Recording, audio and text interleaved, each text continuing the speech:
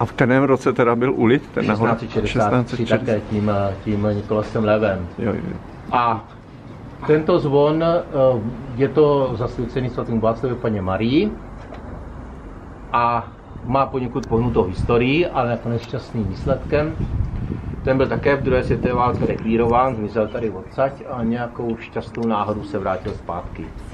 Takže vlastně byl jenom stažen, ale nebyl rozpuštěn. S tím, že se použije na děla, no. Ale nakonec teda se vrátil sem a v roce 2003, nevím, asi v průběhu času, pravděpodobně bylo vyměněno srdce.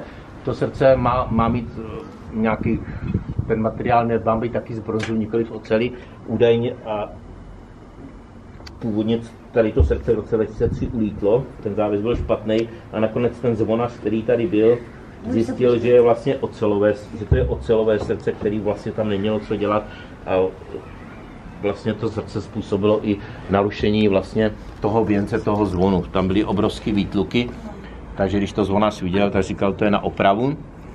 A ta oprava proběhla v Holandsku, takže zvon putoval do Holandska a zpět. Ten důvod byl ten, že vlastně ten zvonař,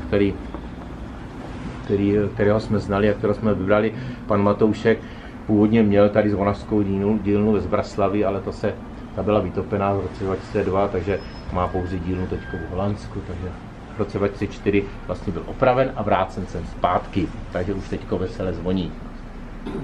Jinak tady ještě potom jeden zvon, jinak tento zvon vlastně, on původně byl jako poledník. Víte, proč se mu říkalo poledník? Protože zvonil v poledne, protože Ave Maria, to znamená, že pro polední chvály. Jinak tady ještě potom jeden zvon, to je tamhle ten nahoře. Já jsem zapomněl říct ještě tady něco o tomto, že jo? No. Tak to potom řeknu. Tamhle ten nahoře, čemu si myslíte, že byl používaný tamhle? Ten malinký. Umíráček, správně, 31 kg z roku 1949, to je pěkný mladěch tohleto. Jinak se už dneska moc nepoužívá, protože dneska už se to vlastně nedrží. No a tady ten poslední zvon, ten je dneska největší, má 350 kg, takový krásný macek. Ten jediný neměl moc extra historii, byl tady furt. Toho nikdo neukradl, tady byl furt, ale nikdo neví, čí je, jak se jmenuje, akorát se ví, že je z 15. století.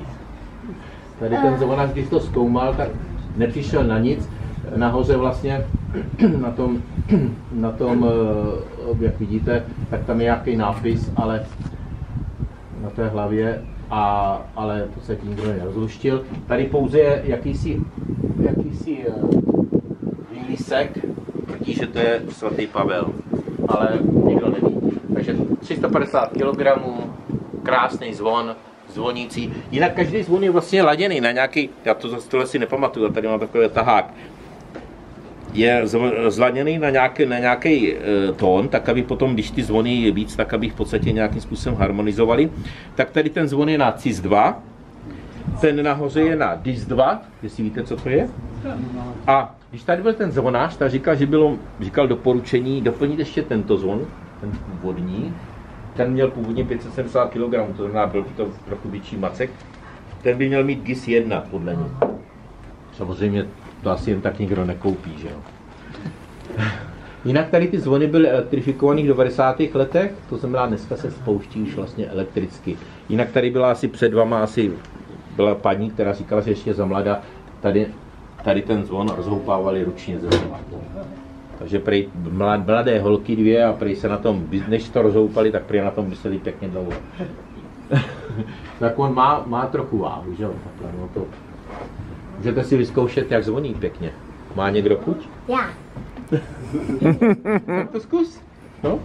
Ale víš co, takhle ne, vem tady to srdce se tomu říká, víš? A takhle normálně jenom teď jsem to udělali sama ještě. No, neboj se.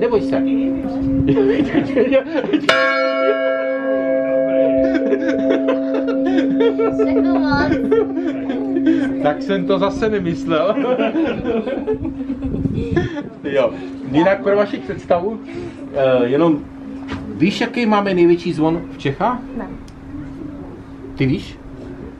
Kdo to ví? Zikmund, správně. A víte, kde je? V katedrále, chrám svatého Víta. A jenom pro vaši představu, víte, kolik váží, jak je veliký? Ne. 16,5 tuny. Tady ten má 350 kg, to znamená, to je úplně jiný macek než tohleto. To je jenom... Je zdravý. Jinak já jsem schválně ještě, jako mě to strašně zajímalo, tak můžete tady? Já jsem se schválně ještě podíval po světě, jaký jsou zvony, tak dovedli byste si tipnout, jaký je největší zvon ještě funkční dneska, jak kolik asi váží? Schválně. Nějaký tipy, dejte. 116 tun. 116 tun. A ten je... Kde to je? Ten je v Číně.